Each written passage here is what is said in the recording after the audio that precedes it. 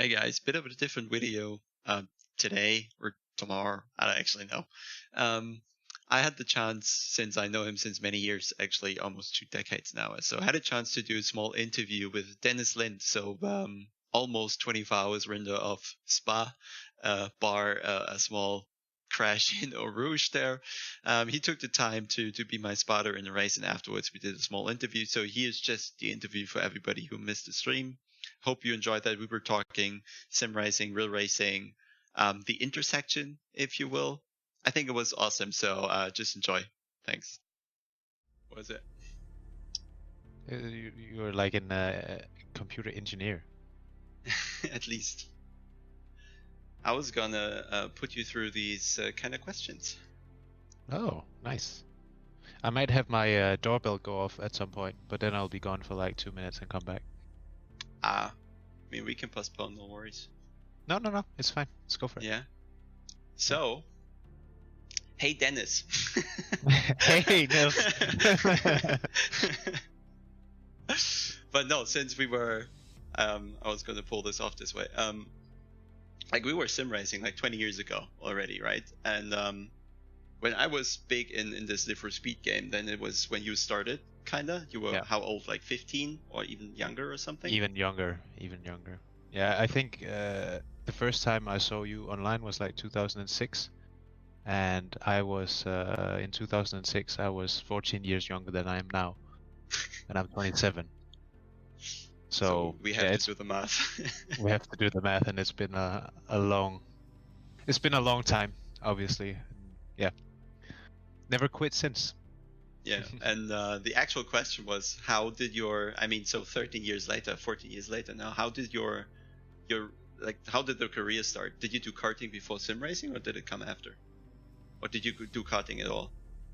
I did karting first, actually. I think the first time I ever drove on a simulator, I was about 10.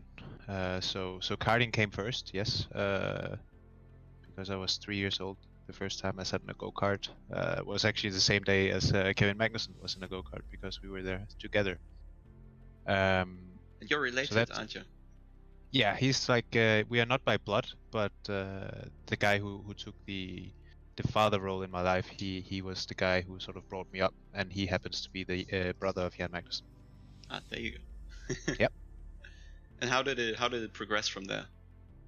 Well, obviously with go-karts and formulas are very difficult because it's very money deprived, and it's if you don't have the money, you don't really get anywhere. And with karting in the smaller categories where you don't have to spend a lot of money, I was doing really well.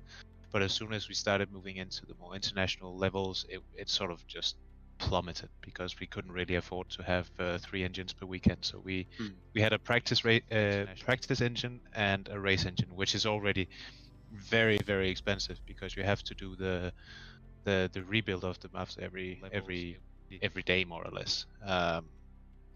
So in that way, it was a bit difficult. But otherwise, afterwards, when we moved to Formula 4, I started to become very successful because the cars are very similar, and you can't really buy a better performing car because it's so limited in what you can use of parts. Like, we all have the same tires. I think the only thing that wasn't the same on each spec car was the dampers, which you can gain quite a lot with, but that was about it, really. And then I won the European Championship, or Euro Cup, and then the Formula Ford Festival, and then I got a contract to race in Germany. And then I had a bit of an incident midway through that season, and hurt my back very bad, and then I was back to zero, more or less. So what did you drive in Germany then? Cameras coming back. I did ADAC GT Masters, and no, sorry, not ADAC GT Masters. I did Formula Masters. That's the one. Okay. And I did one round of the German Formula 3. Where are you? Oh, there you are. Here. getting boomered by the camera. All right. And so what took you to Lamborghini in the end? So we there was a shootout test which I got invited to with the Super Trofeo, like the one you tried. This was like a pre-Evo model, obviously. Yeah. But it was pretty tense. I remember it was like the world, what's it called? The Formula Renault World Series champion there. The 3.5 ones. Yeah, the World Series. Yeah. And Kevin Chacon, I think he was in GP2 at the time, and lots of people like that. So I thought, okay, cool, it will be a nice experience to try this car, but never again. And then I ended up being the quickest one there, and then I got the deal. So that was a happy ending to that story. And now I'm here. But you've always been sim racing as well, right? You never really stopped. I never stopped, really. I think sim racing gave me a lot of racecraft, because you're always so on it, and people are super competitive. And I think in sim racing it's maybe it's easier because of, you don't really have to put the money into it. But at the same time it's also much harder because you have to work twice as long time to be like really, really top level there. So it's very demanding, but it sort of adds on both accounts. I think if you're really good in sim racing and you keep a good profile on your body and not just grow a bit fat like you did at some point, then I you can't have even pretty get good fat. It just doesn't work. then you get pretty good odds in real life, at least. Yeah. So you have your own team by now, do you? My own team in sim racing, yes. I manage a team which we started back in 2014, and we've actually been bought by 2 organizations in the meantime, and now we're back to just being ourselves. But I'm still working. What's the target behind having that team? Well, the target is really to develop good sim racers, and to like every person that is in this team is someone I've seen a talent in, or they've made me aware of something.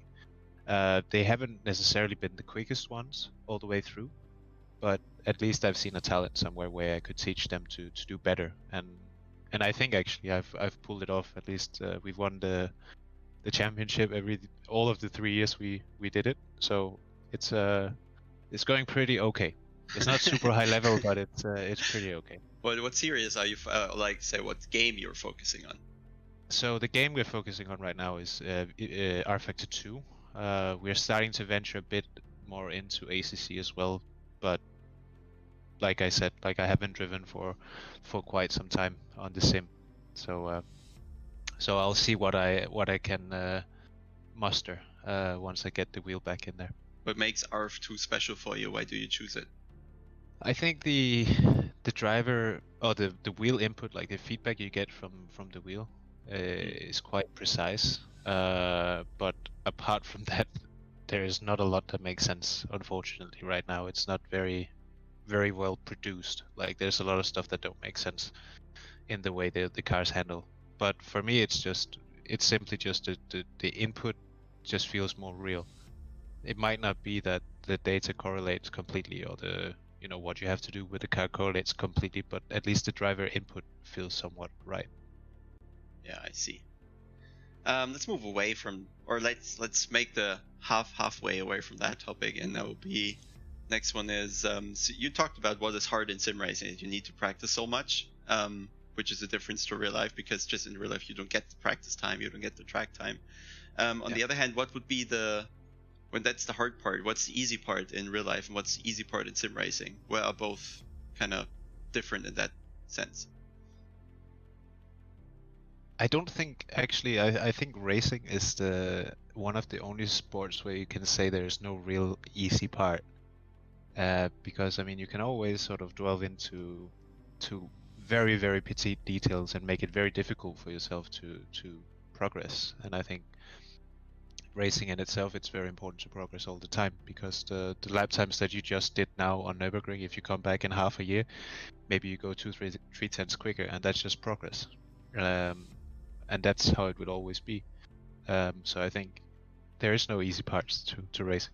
Yeah, there's always one more tenth. That's the hard part. Exactly. You drive an insane lap time, and then for whatever reason, it just becomes faster. Yeah, exactly. You can only get to 99%, and 100 doesn't exist. There just becomes a new 99 once you get there.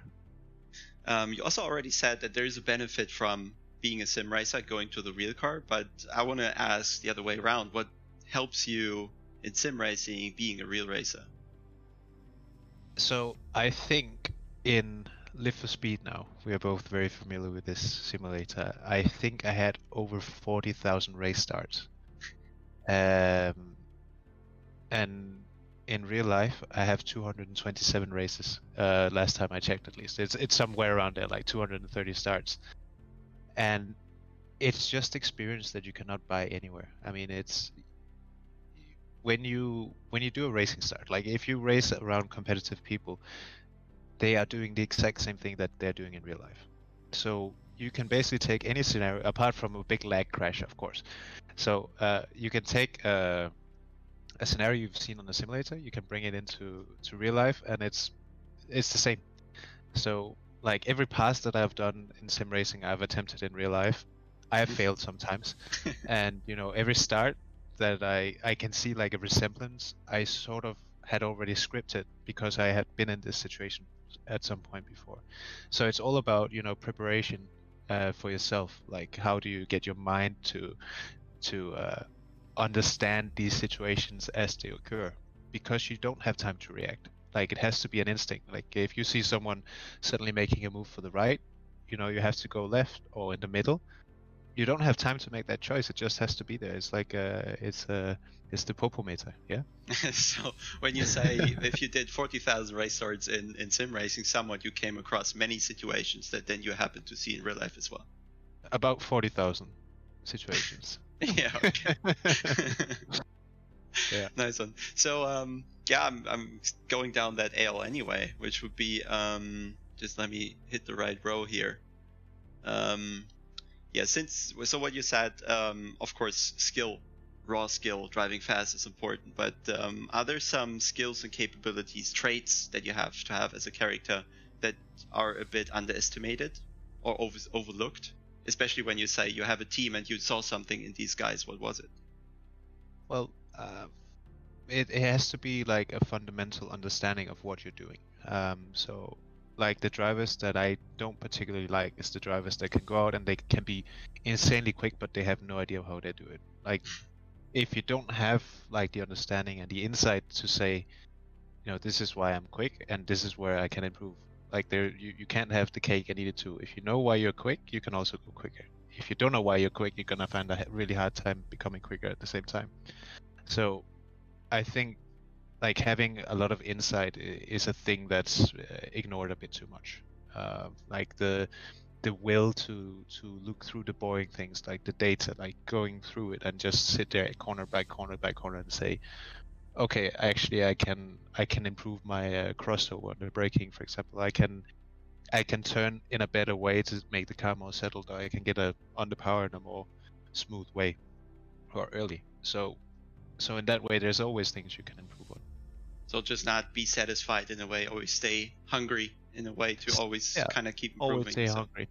Yeah, and you have to be selfish enough to take the time to do it.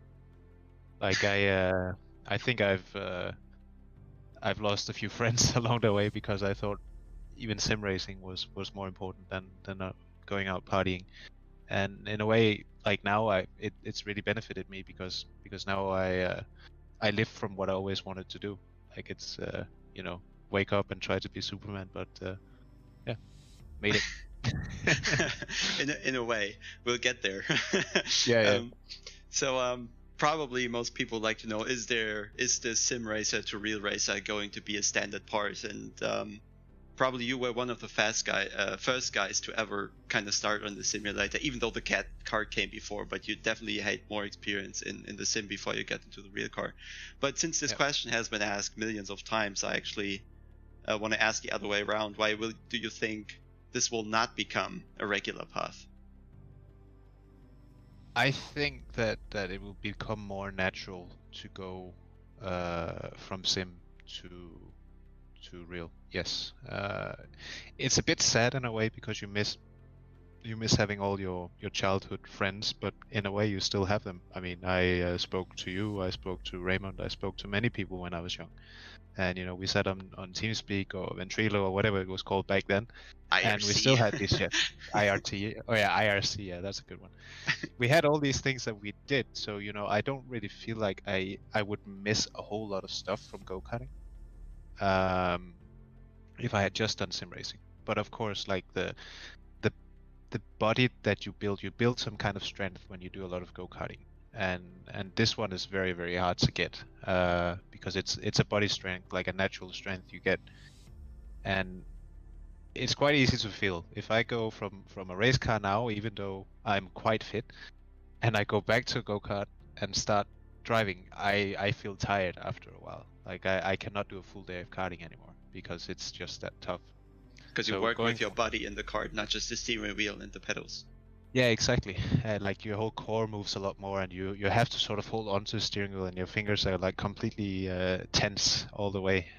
So it's go-karting is super tough, but I think it's easier to like skip the whole go-karting part now than it was 20, 30 years ago because there wasn't any options to do so. So you say that to bridge the gap, you just kind of the physical side is the main thing you need to focus on. Yeah, if you can live a healthy lifestyle and train, do fitness, do your routines like you would do anyway, like have a side sport like football or climbing or something that's good for you, keeps you moving, keeps you aerobic enough, like so your limbs don't just get frozen in this position. That's a very, very important thing. So I will eventually come down to the mental side of things as well. And for example, how do you bounce back of things when they go wrong? And since you had a recent example, and at least you're smiling again, so I guess it didn't take you too long. But how hard is it to kind of step out of the car and then eventually go back to the pits to your team and look them in the eye? And then eventually, how do you get over it? Well, so in hindsight, that's always the best side to look at things. There is a reason why we were up there, and that was because we were pushing a lot. And when you push a lot and you push yourself a lot, things just happen. And I would say I was very sad for the whole team and also for myself because it's in these years that I really built my future career. So I was obviously very disappointed with myself because at the time I could not exactly pinpoint what had happened. Because I felt decently concentrated, I was relaxed in the car, and then all of a sudden it just snapped on me. So it was just one of these things where you just miss your focus, or you did something. Maybe you adjusted the brake balance, maybe you adjusted the radio just at the wrong point to just put you a little bit off the line, and there it was wet and not dry, and then you end up in a wall. Yeah. So what was it in the end after an analysis of the situation? What did the data say? I deviated, I think it was 8 centimeters off the racing line coming into Eau Rouge, and that meant my left rear had been cool enough. It was in the dry line once I turned in, but it was cool enough to lose friction, optimal friction, so it snapped on me over a bump, and then first exit ready on. Yeah. Well, Yeah, so how it's do small you? things, Does this like, I mean, you don't know yet, but will this memory like stick to you? And what's the next time you go up that corner on a No, dampish track? No, I would go out and take it flat again. Like there's no question about it. I don't fear anything in racing. I've had many big crashes in my career, and I will never release the throttle. Like the day that I start being scared of racing, I will probably stop and do something else, because if you're scared of racing, you simply cannot do it. Okay, I won't hold you up any longer because else you have to be scared of your guest. Yeah. That's fair. Well, So- thanks for having me, Niels. It's been a good time, and congratulations on your super important win. I was really rooting for you. Thanks for spotting, even though there wasn't much to spot in the rain. But yeah, No, in the have you future, there the next time. we will do some more strategy, right? All right. Hopefully. Speak soon, mate. Speak soon. Ciao. Bye.